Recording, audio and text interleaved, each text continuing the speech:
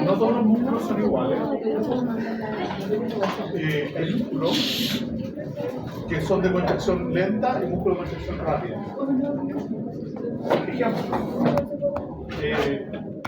si ustedes toman una mancuerna, no sé, voy a hacer unos pocos ejercicios, ¿qué va a pasar con el músculo? Se fatiga, ¿no es cierto? Y no puede más. ¿Ya? Los que van al gimnasio dicen hasta que quema o hasta la falla. Llega un momento que el músculo falla. Sin embargo, el músculo de contracción lenta, ¿ya? Que tiene una actividad, tiene un prolongado tiempo de contracción y son resistentes a la fatiga. ¿Como cuáles músculos?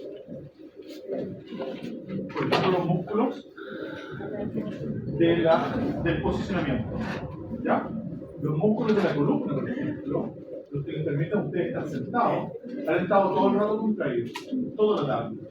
Igual, ¿ya? Y fíjate que son resistentes a la fatiga. Entonces, hay músculos que son de sacudida lenta, ¿ya?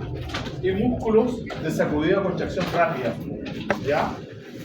Fíjate, los de construcción rápida tienen poca resistencia, son de tamaño grande, ¿ya? Músculo rojo, músculo blanco. O sea, no todos los músculos son iguales. Ustedes saben, ¿cuál es tu apellido? Linares. Ustedes me acuerdan. Linares, Cruza y Nochosa. Linares, Cruza y Nochosa.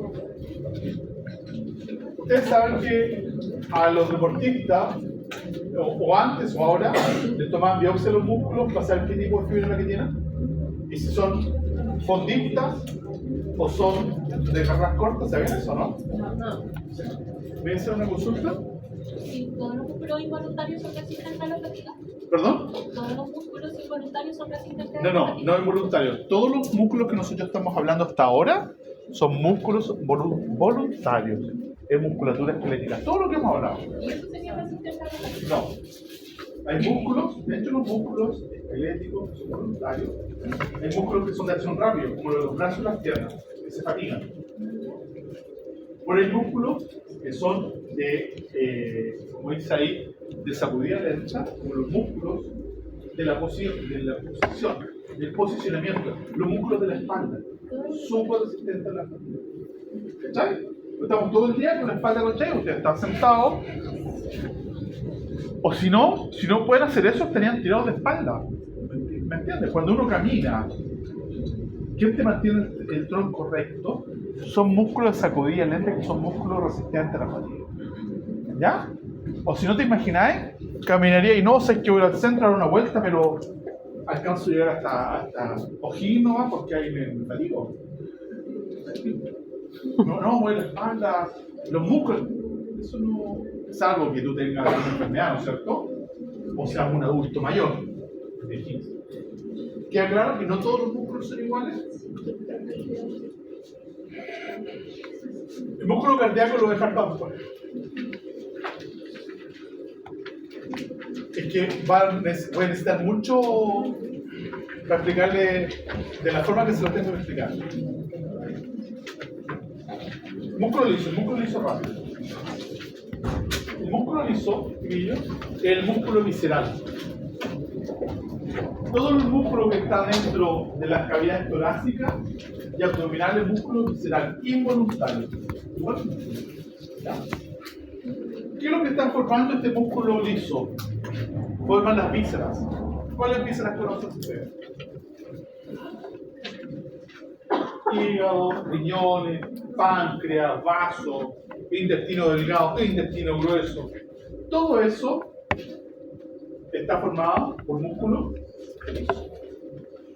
Existe un músculo liso que es multiunitario visceral.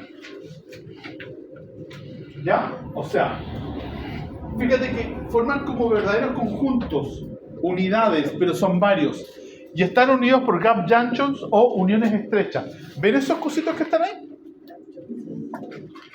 Eso les permite que actúen como una sola unidad. Entonces eso permite que cuando se contrae todo como una sola unidad. Y existe un músculo liso que es multiunitario. que prácticamente una fibra de músculo liso por una neurona. ¿Cómo cuáles? Los músculos del iris. A pesar de que es como una unidad motora, sigue siendo involuntario. Pero el iris, ¿no es cierto?, que tiene ciertas particularidades anatómicas, es un músculo liso unitario. Se contrae de forma individual. ¿Ya? Dime. ¿Por qué son míos? Los símbolos cada uno, ¿cómo? Gap junctions, uniones estrechas. ¿Ya? Son separadas las células, pero prácticamente desde el punto de vista de su electricidad, de las uniones entre ellas pasan a ser como una unidad. Es como que todos nos tomemos de la mano y yo pongo los dedos en el enchufe. Eso es una gap junction. Eso es un gap junction, ¿me entiendes?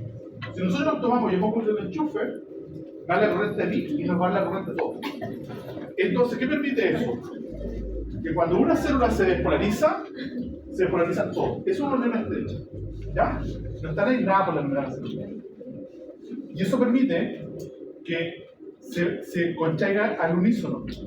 Y por eso cuando una víscera se contrae en forma terminal. ¿Ya? Ahora, el tipo de metabolismo del músculo liso, principalmente aeróbico, aquí no existe el depósito de lactato y que la sobre... No existe esa función. Utiliza glucosa, ácido graso y al igual que los esqueléticos puede diferenciarse en su capacidad para usar diferentes fuentes. O sea, ácido graso, azúcar. Si no hay azúcar, ácido graso. Pero sí, conchayendo igual. O sea, yo me imagino los 33, ¿te imagináis? Tengo abajo en la misma no sé cuántos días, sin azúcar, se consumieron toda la grasa, pero no hubo ninguno que haya estado grave porque su sistema digestivo dejó de funcionar. Flaco, como queráis, pero la grasa igual es combustible.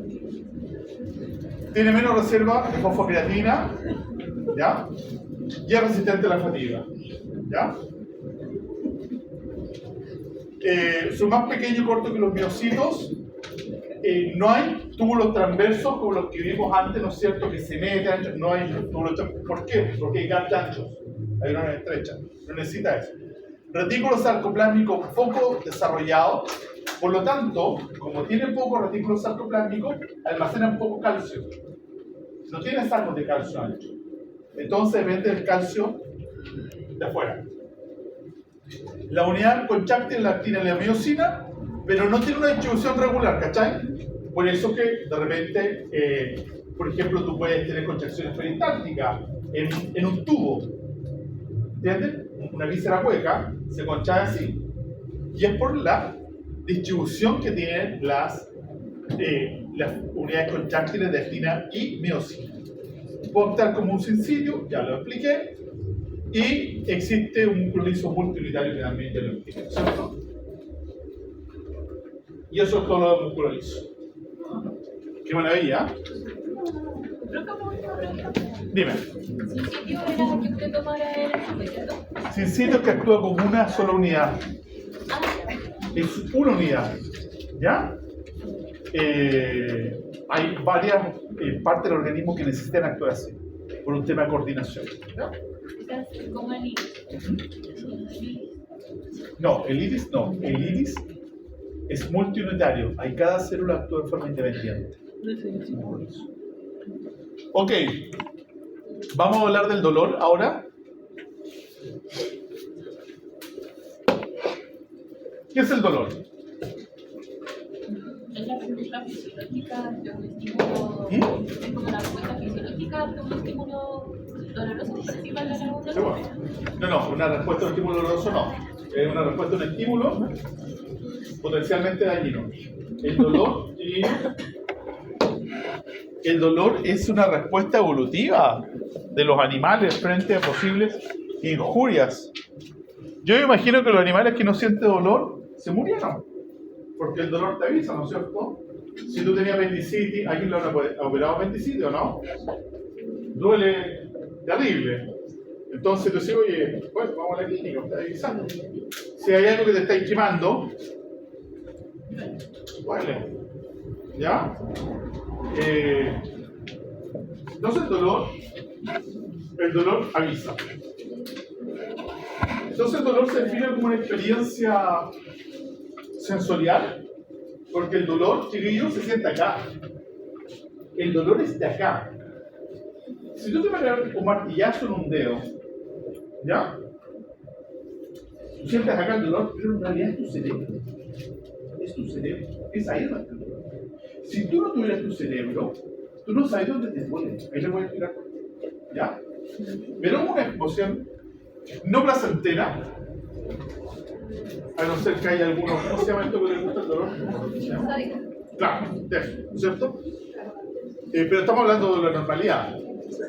Producido por un daño visual actual, potencial o descrito en términos de este. Entonces, la nocicepción es la recepción de señales en el sistema nervioso central.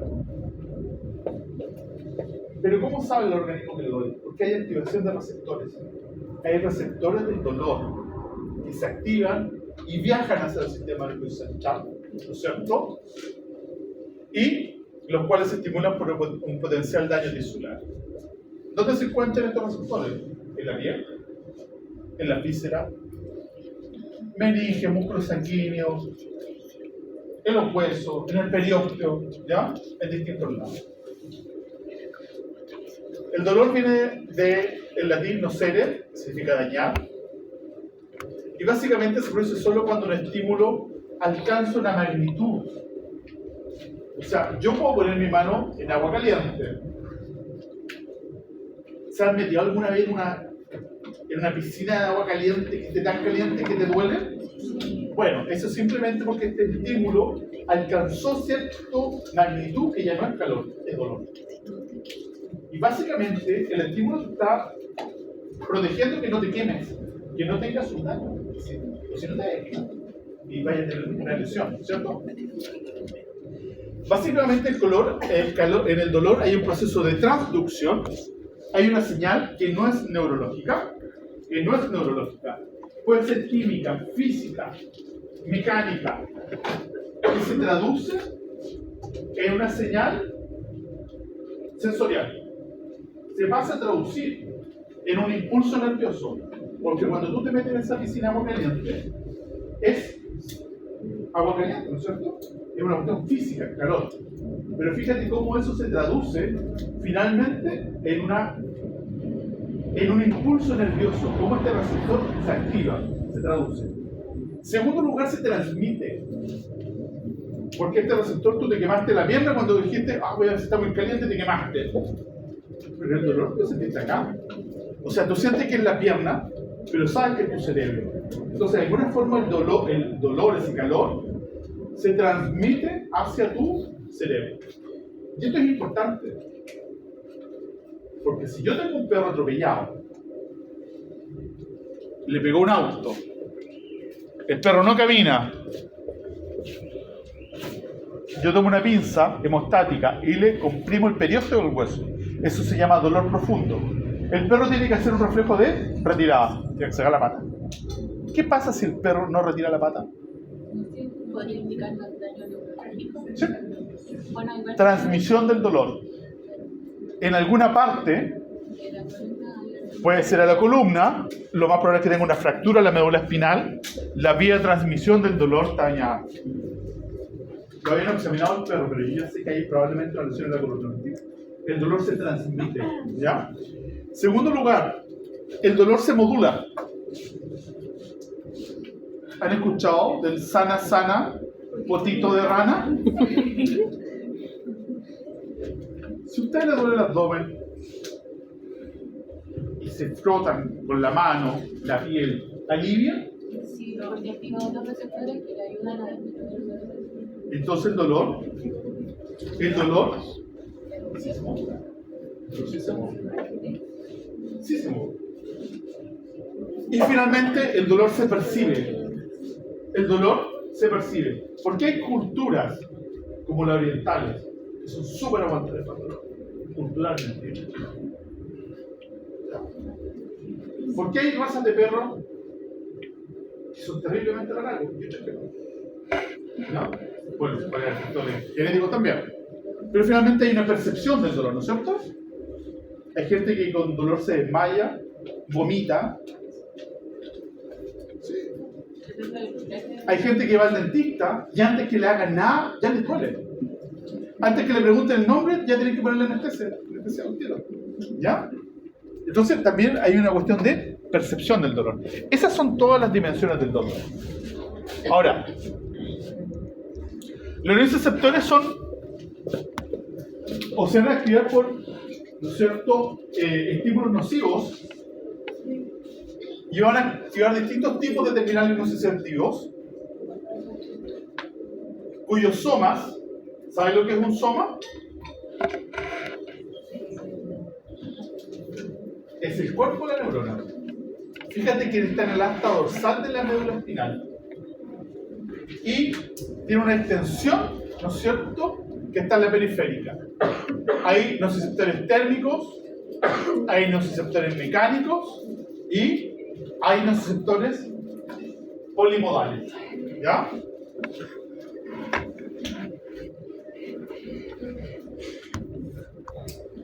Fíjate que los nociceptores mecánicos y los térmicos son terminales de fibras mielínicas con fibras alfa-delta que conducen a una velocidad de 5 a 30 metros por segundo. En cambio, los nociceptores polimodales corresponden a terminales de fibras amielínicas C, ¿ya?, de pequeño diámetro y conducción lenta, y son activados por estímulos mecánicos, químicos o térmicos de alta intensidad. Entonces, fíjate que acá tenemos de las fibras nerviosas según su diámetro y velocidad de conducción. Fíjate que las fibras alfa-delta tienen mielina y transmiten el dolor y el tacto. Y las fibras C tienen un diámetro más chico, no tienen mielina y son más lentas de transmisión. ¿Se han golpeado alguna vez con un martillo? ¿Saben lo que es un martillo? ¿Han ocupado alguna vez un martillo? ¿Los han pegado, no? Sí. O un golpe, cualquier cosa, y el principio te hace duele, y después. O sea, sí. Claramente hay un primer dolor y hay un segundo dolor, ¿cierto? El segundo dolor duele, pero es menos intenso que el primero. Entonces, fíjate lo que se hizo. Se hizo el siguiente experimento. Hay un dolor rápido y hay un dolor profundo o lento. Fíjate que si se cortan las fibras alfa-delta de transmisión que transmiten el dolor, solamente te queda el segundo dolor. El primer dolor, que es el rápido agudo, no se transmite. Y si tú cortas las fibras mielínicas, amielínicas, las fibras C, solamente te queda el primer dolor. El segundo dolor no se transmite. ¿Ya? Entonces, claramente, ¿perdón? ¿Cuál era el C? El C es el dolor lento, profundo. ¿Ya?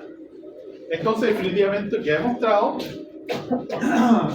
que hay distintas vías que transmiten el dolor, ¿no es cierto?, en forma ascendente. Cuando hay estímulos químicos, mecánicos o térmicos, se produce una lesión tisular. Y esa lesión tisular, básicamente lo que hace, hay liberación de neurotransmisores. ¿Ya? Entonces, fíjate que acá, y acá está lo interesante, tenemos un estímulo, hay producción de prostaglandina, estas cosas ustedes las conocen, me imagino, ¿no? Histamina, bradipirina, serotonina, bioquímica. ¿Sí? Bien, ¿no? Bioquímica. ¿Sí? Ya. Entonces, fíjate que tenemos, acá tenemos fibras alfa-delta o fibras C, y se transmite el dolor. Por eso te decía, fíjense, hay una traducción, porque hay estímulos químicos, mecánicos, térmicos que producen una lesión tisular, se liberan neurotransmisores, y estos neurotransmisores activan a estos receptores que van a transmitir hacia el sistema nervioso central. ¿Ya? ¿Sí? vamos a encontrar una serie de neuronas de primero, segundo y tercer orden. Acá les voy a explicar. La neurona de primer orden es la que está en la periferia, ¿ya? Es el receptor periférico. La neurona de segundo orden es la que se daña cuando atropellan al tálamo. La que viaja por la médula espinal. ¿Hacia dónde? Hasta el tálamo. El tálamo, que está en la base del cerebro, es el sitio donde tú sientes el dolor. Y de ahí del tálamo viajas a la corteza cerebral. Y esa es la corteza cerebral donde tú sabes dónde te está doliendo. Porque si el dolor llega hasta el tálamo, tú sentirías dolor, pero no tienes idea de dónde. ¿Me siguen? Es en la corteza cerebral, definitivamente, donde tú sabes dónde estás sintiendo el dolor. ¿Me siguen? Entonces, para el dolor son 3 neuronas. Una neurona, hablamos de neurona de primer orden. No se dice periférica. Es periférica, estoy de acuerdo contigo, pero no, se llama neurona de primer orden. Una neurona de segundo orden y una neurona de tercer orden. ¿Ya? Contiene los receptores sensoriales. La neurona de primer orden contiene receptores sensoriales. La neurona de segundo orden, las vías ascendentes. Y la neurona de tercer orden, centro de procesamiento central, tálamo y corteza cerebral. ¿Ya? ¿Vamos bien en este momento? Bien.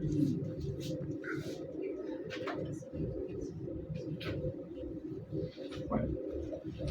Acá está hablando de cómo las neuronas de primer orden hacen sinapsis con las neuronas de segundo orden en el asta dorsal de la médula espinal. Me dan ganas de empezar a explicar otras cuestiones, pero no lo voy a hacer porque me van a dar un queso, lo voy a extraer, ¿ya?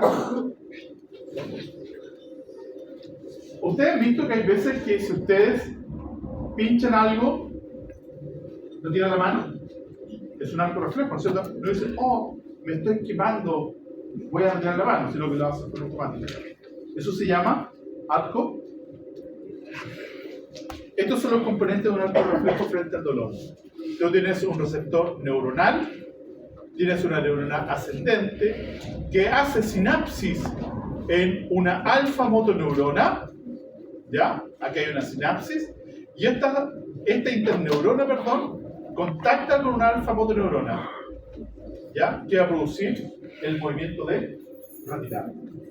O sea, son 3 componentes. En realidad, hay un receptor, una neurona sensitiva, que hace sinapsis, ¿no es cierto?, con una interneurona, y esta interneurona hace sinapsis con una neurona motora, que es en realidad una alfa motoneurona, y se produce el reflejo de retirada. ¿Qué es lo que define un reflejo?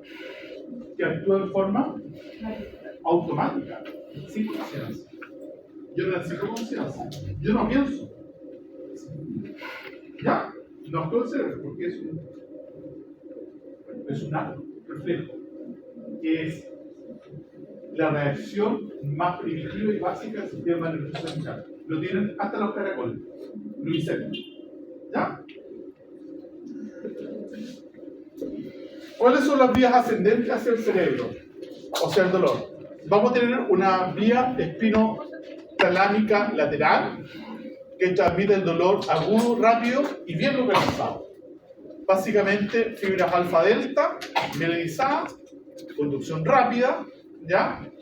Y su función es, ¿no es cierto?, llevar al dolor discriminativo. Tú sabes dónde te duele y cómo te duele. Exactamente, sé que me duele esta uña, aquí. ¿Ya? Eso se transmite por la vía espinotalámica lateral. Existe una vía espinoreticular que transmite una información nociva difusa, principalmente fibras alfa-delta y C. ¿Ya?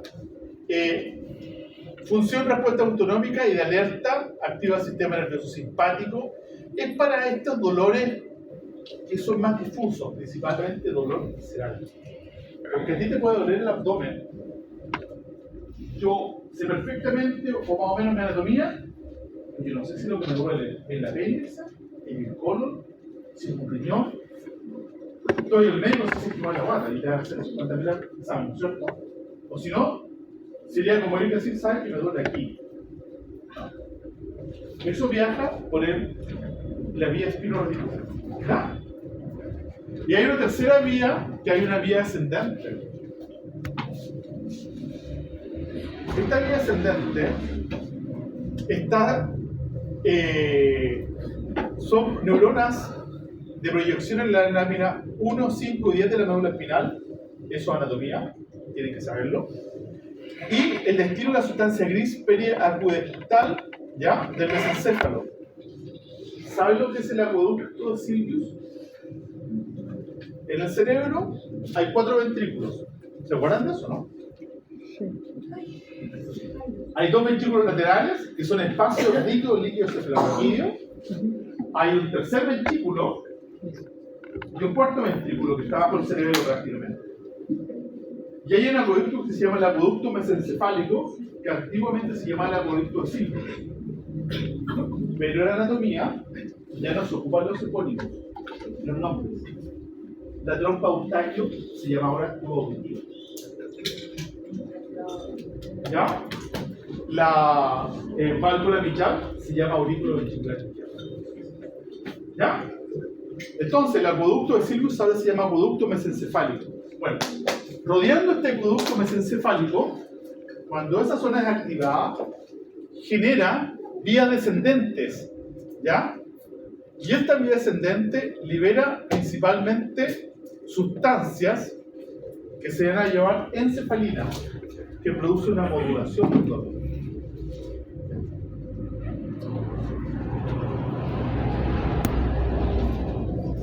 Cuando hay tejidos inflamados o traumatizados, se liberan factores bioquímicos que van a hacer que los nociceptores se sensibilicen y se produce un fenómeno que se llama hiperalgesia. ¿Ya? ¿Alguna vez lo ha picado una abeja? Pásense la mano por arriba. ¿Cuánto les duele ahora? ¿Más o menos? Más. Eso porque hay liberación, ¿no es cierto?, de factores bioquímicos que van a hacer que estos nociceptores se activen con mayor facilidad. Y eso se llama hiper. Yo me acuerdo una vez cuando niño me fracturé una pierna, no me podía colocar ni la sábana encima. Ni la sábana, más encima andaba donde me tía Santiago. Ni la sábana me podía poner. Nada. No saben el alivio que sentí cuando me pusieron una bota de yeso. Se me acabó el dolor. ¿Por qué? Porque hay estabilidad. Cuando hay estabilidad, y la inestabilidad del hueso es lo que te genera el dolor. ¿Ya? Hay hiperalgesia. Por eso, chiquillos, que siempre ustedes tienen que tratar la inflamación. O sea, si hay inflamación en un animal, es dolor. ¿Ya? Y por eso es que el antiinflamatorio controla o ayuda a controlar el dolor. ¿Ya? Eso ya lo vimos. Ahora, existe un dolor que es somático y un dolor que es visceral. Son distintos. El dolor somático es plenamente identificable. Puede ser superficial, acá en la piel, o te puede doler, no sé, una rodilla, te puede doler un tobillo, pero tú sabes exactamente dónde te duele. En cambio, el dolor visceral es un dolor que incluso puede tener este componente autonómico. Un dolor visceral te puede generar vómito, mareo, hasta desmayo, molestia, desagrado. Y lo peor de todo es que no sabes dónde te duele. Tú sabes que es visceral, pero no sabes dónde. Según su duración, el dolor puede ser agudo o puede ser crónico. Hay mucha gente en el mundo que vive con dolor crónico. Hay enfermedades que generan dolor crónico que son terribles. En los animales igual. Tenemos animales con osteoartritis. Los animales cada vez están viviendo más años. Ya se saben que los gatos con más de 12 o 14 años, casi todos tienen osteoartritis, más del 50%. Tú sacáis radiografía, por otra cosa, veis la columna, las rodillas, los codos. Perros viejos, muchos con dolor crónico. Y muchas veces la gente piensa, no, que ya no se mueve porque está viejo, ya no camina, no. No se mueve, no camina porque tiene dolor. Pero el tutor, que tiene ese gato gordo, que ahora más encima está obeso, ¿por qué? Porque no camina. Entonces el dueño dice, no, está viejito, por eso no, ese gato tiene dolor. ¿Ya?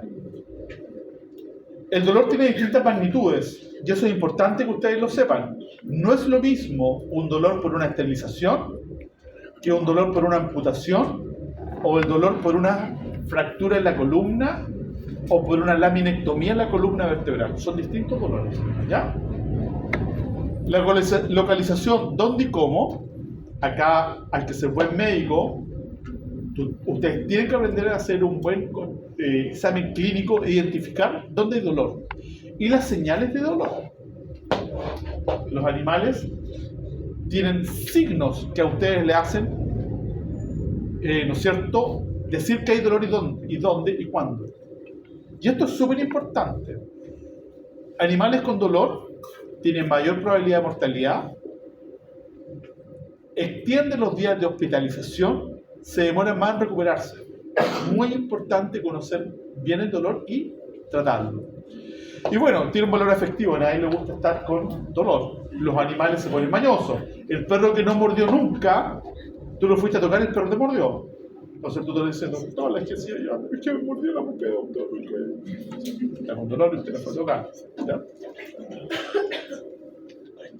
Entonces, hay una localización, un sitio de referencia y una oración. Sí, dígame. Una consulta, cuando hacen los bloqueos, ¿qué nos sienten? ¿Perdón? Cuando hacen como bloqueos, por ejemplo, la amputación, ¿Ya?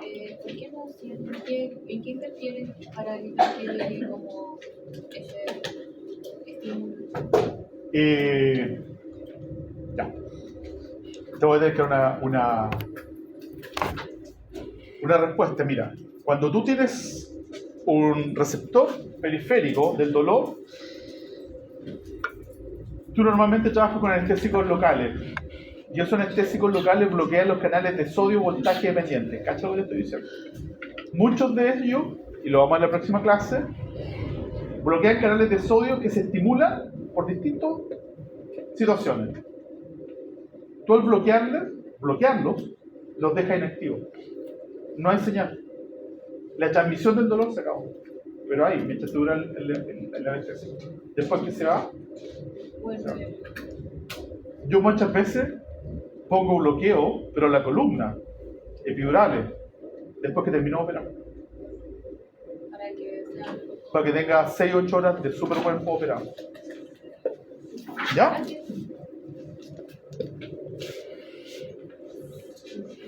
Bueno, dolor cutáneo se origina en la piel y el tejido subcutáneo. Dolor somático se origina en estructuras profundas como periósteo, músculo, tendones, articulaciones y vasos sanguíneos. Y el dolor visceral se origina, ¿no es cierto?, en las vísceras. Básicamente las vísceras, chiquillos, van a doler por contracciones, las vísceras, duelen por contracción, por dilatación y por isquemia. Esas son las tres causas de dolor en una víscera. ¿Ya? O se distendió mucho, o se contrajo, o hay una zona de isquemia. Eso genera dolor visceral. ¿Ya? Este es un paciente que estaba con un cuerpo extraño en el ilion, el intestino delgado. Bueno, estaba con dolor. Algo que ustedes tienen que saber, que las vísceras macizas, como el hígado, el vaso, los riñones, no hay receptores del dolor en el parénquima. No hay. Entonces este paciente que llega a consulta, esos son los pulmones, es una radiografía antigua, no digitalizada, igual una muy buena radiografía. Todo eso que ustedes ven como botones de algodón es cáncer. Todo eso es cáncer, está lleno de tumores. El motivo de esta consulta a este paciente fue que tenía tos. Nunca tuvo dolor. Nunca tuvo dolor. Porque las vísceras, los parénquimas de los órganos, no tienen receptores de dolor. El motivo de consulta fue tos. Entonces cuando dicen, encuentra una señora que está con cáncer, ¿no, jamás le dolió? Nunca le dolió. ¿Sí? Las vísceras macizas solamente tienen receptores en sus paredes, en sus cápsulas. Entonces, si hay un tumor de 10 centímetros en el hígado, no te va a doler, no hay dolor, ¿ya? Entonces eso ustedes tienen que saberlo para poder interpretar, ¿ya? Nunca sintió solo diestrés respiratorio, respiraba rápido, ¿ya? Existe otro dolor, que es el dolor referido. Y esto es propio de los humanos, porque los animales, bueno, igual hay dolor referido, ¿sí? Ahí lo voy a explicar cuál es la situación. El caso clásico en medicina humana es la persona que se infarta y siente que le duele el brazo izquierdo. Siente un fuerte dolor en el brazo izquierdo. Esto resulta en las películas, ven al actor cuando se toma el brazo, sí, le da un infarto. Y eso básicamente es por lo siguiente. Porque hay una neurona periférica que comparte una segunda neurona de transmisión del dolor con una neurona visceral. ¿Me sigue? Una neurona periférica, como dijo la doctora, ¿no es cierto?, de un receptor periférico, comparte un mismo camino con una neurona de una víscera, en este caso el corazón. ¿Ya? Entonces, puede haber un dolor referido. Tú sientes el dolor en tu brazo, pero realmente lo que te está doliendo es el corazón. Como dice ahí, puede ser sentido un dolor referido en el pecho y en el brazo izquierdo. Hay una convergencia de fibras aferentes, viscerales y somáticas que explican el dolor referido. ¿Ya? Un caso clásico que no es dolor referido, chiquillo, es el paciente que está con dolor de columna y la gente piensa que es dolor de estómago. En el tarro, es lo que dice el cuadro. ¿Ya? Pero eso no es dolor referido, es clínico. El paciente llega encorvado, pero en realidad le duele la columna, le cuesta estirarse. Entonces, el dolor está químicamente mediado, ¿ya? Y hay moléculas analgésicas que participan en este dolor. Acá hay algunas de las moléculas analgésicas, ¿ya? La hipoxia, la retención, la comprensión, ¿no es cierto?, van a hacer que estas moléculas sensibilicen a los nociceptores y que descarguen con más facilidad y se genere hiperalgesia. Y es más, hay un fenómeno que se llama alodinia. Anótenlo porque no está acá. La alodinia es la percepción de dolor por un estímulo que no es doloroso. Algo me genera dolor, pero no es un impulso, no es un estímulo doloroso, se llama alodinia. ¿Ya?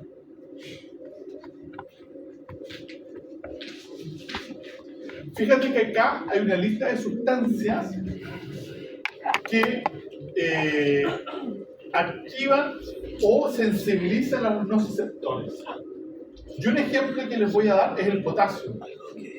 Cuando una célula se daña, que es rica en potasio, fíjate que activa receptores nociceptivos.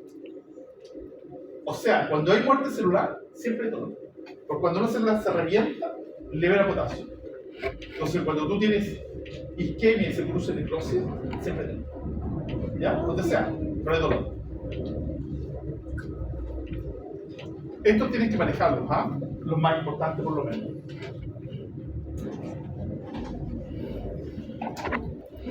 Pero, fíjate, esto hasta las 10 para las 7. Ya.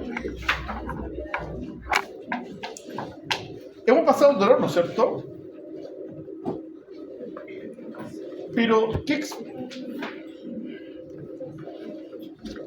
Belsac y Wall, en 1965, si no me equivoco son canadienses, hicieron una teoría que el dolor no es simplemente un producto de la actividad de las fibras aferentes nociceptivas. No es solamente eso. Como dijimos, el dolor se modula, ¿no es cierto? Publicaron una nueva teoría sobre cómo se modula el dolor en el sistema nervioso. Según ellos, existiría un sistema del dolor en ciertos niveles superiores del sistema nervioso y en la zona de la médula espinal. O sea, el sistema, el organismo, tiene mecanismos de analgesia. ¿Han visto un perro recién atropellado, quebrado, que va caminando así? ¿Por qué hay soldados que fueron heridos gravemente en la guerra, que fueron capaces de ayudar a compañeros y no se trató? Eso es por la adrenalina. Entonces el dolor se puede curar. Eso es lo que dije. Eso es lo que dije. Entonces el dolor se puede curar. ¿Ya?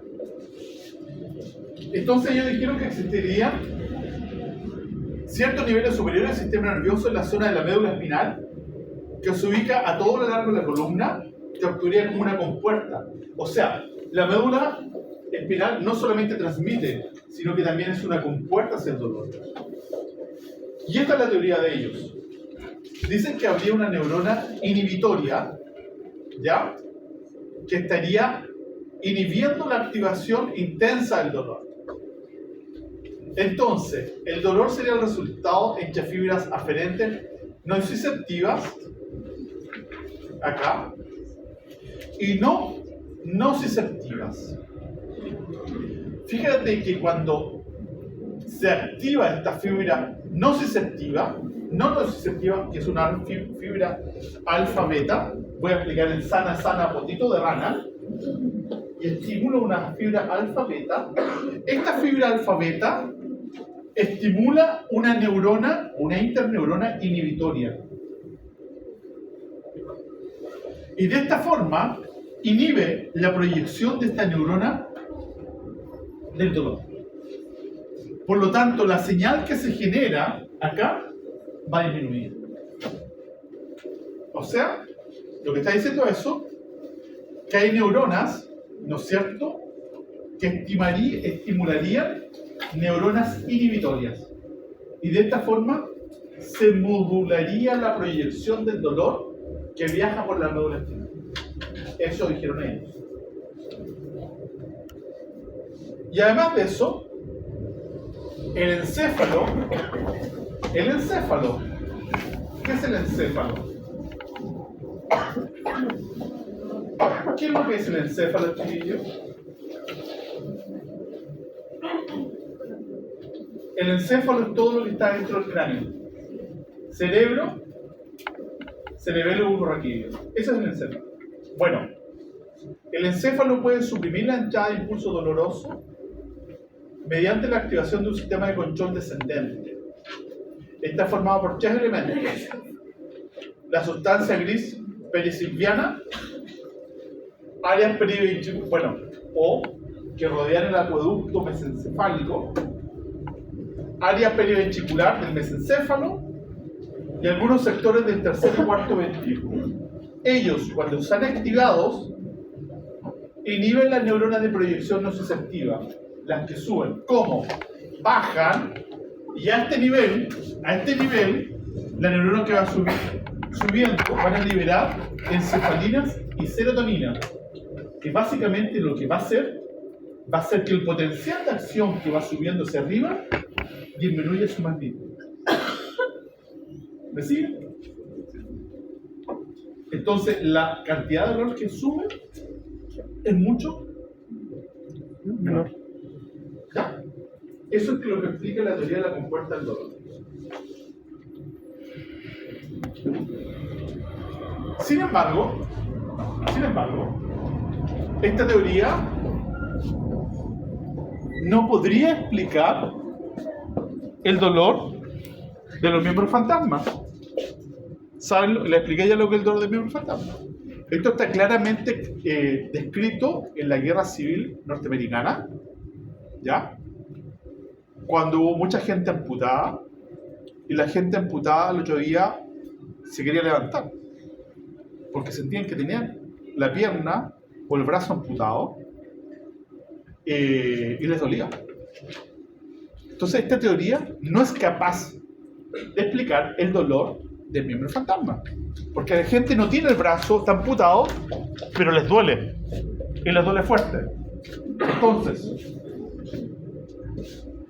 entre el 70 y el 100% de los pacientes amputados presentan dolor de miembro fantasma.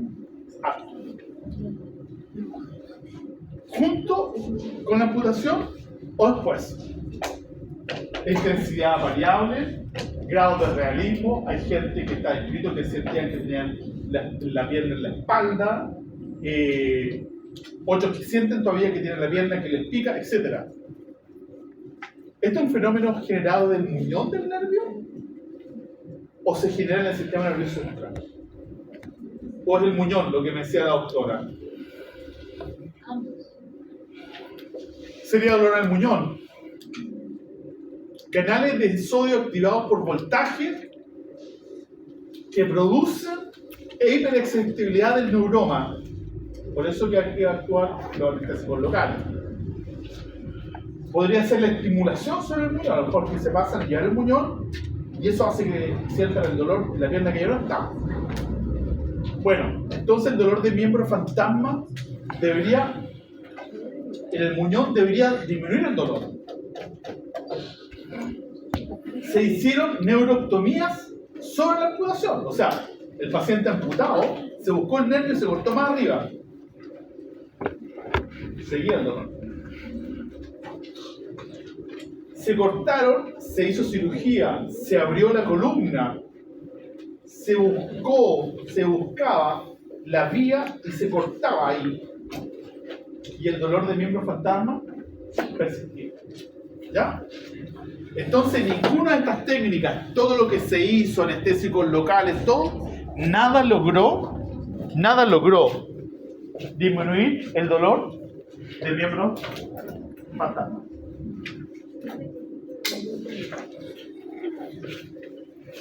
Sin embargo, se encontró que existía una correspondencia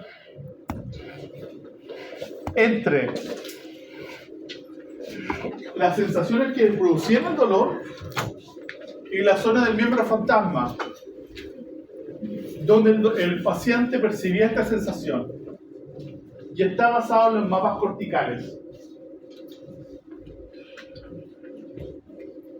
En la corteza cerebral, todos nosotros y los animales tenemos una representación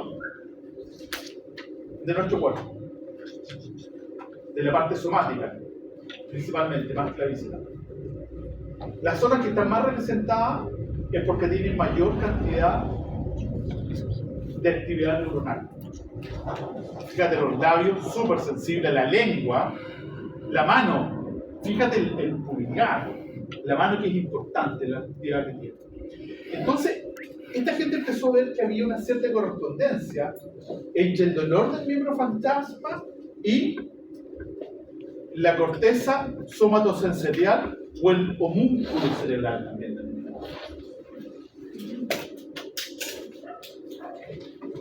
Se empezó a pensar que la amputación entonces producía cambios plásticos significativos en la corteza somatosensorial. Esta es una persona que se le amputó el brazo, antebrazo derecho. Esa es una resonancia magnética con emisión de positrones, una técnica ya no tan nueva, hace como 20 años. Fíjate que el rojo representa la cara, el azul representa el brazo y el verde la mano. La mano ya no la tiene. Pero fíjate que es en el antebrazo derecho y si esto, las fibras se decusan, se representan en el hemisferio izquierdo. Entonces, como tú ves acá,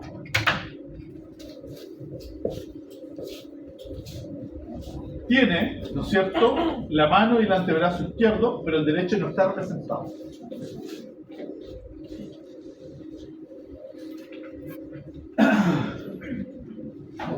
Entonces,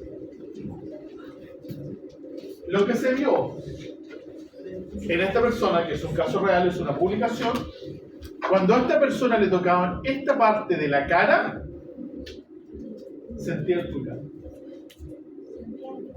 El pulgar. Acá está el quinto dedo, acá está el dedo índice. Entonces, en las personas amputadas, algunas partes que ya no reciben impulsos pasarían a ser, ese espacio lo pasarían a ocupar otras estructuras anatómicas. Y la estimulación de esas zonas de alguna forma explicaría la sensación de miembro fantasma o el dolor de miembro fantasma. ¿Ya? Sin embargo, esta teoría no puede explicar, ¿ya?, el dolor en miembros fantasma en personas con deficiencias congénitas de un miembro. Hay gente que no está amputada, hay gente que no nació con un brazo. Bueno, le doy el brazo. ¿Ya? Entonces, se propuso una teoría, que es la teoría de la neuromatriz, en la cual el cuerpo dice que produce ciertas características de impulsos nerviosos y todo lo que nosotros sentimos, ¿ya?, lo que está determinado en forma genética, cultural, ¿ya?, se ve modificado por impulsos sensoriales y se ha denominado la neuromatriz. Y finalmente, eso es la teoría de la neuromatriz, la última teoría del dolor, ¿ya?, y explica un poco. Me salí del tema, porque lo tuyo era el dolor, ya pasó hace rato, pero para que entiendan esto. Y cómo, fíjate, todos los estímulos físicos, los estímulos visuales, auditivos. ¿Por qué la gente cuando va al dentista, que lo ve al dentista, siente la pura máquina y ya tenía una carie, le duele todo? ¿Quién te justifica eso? ¿Ya? Estímulos viscerales, estímulos sensoriales, citoquinas, y todo esto en general participa en la percepción y en los sistemas de acción del. ¿Ya? Esto se los dejo. Son las características, los comportamientos que sienten los perros y los gatos y la respuesta que ustedes pueden ver frente al. Esa es la lectura complementaria de la clase de hoy día. Les debo cardíaco, músculo cardíaco, que no alcancé. ¿Ya? ¿Dudas?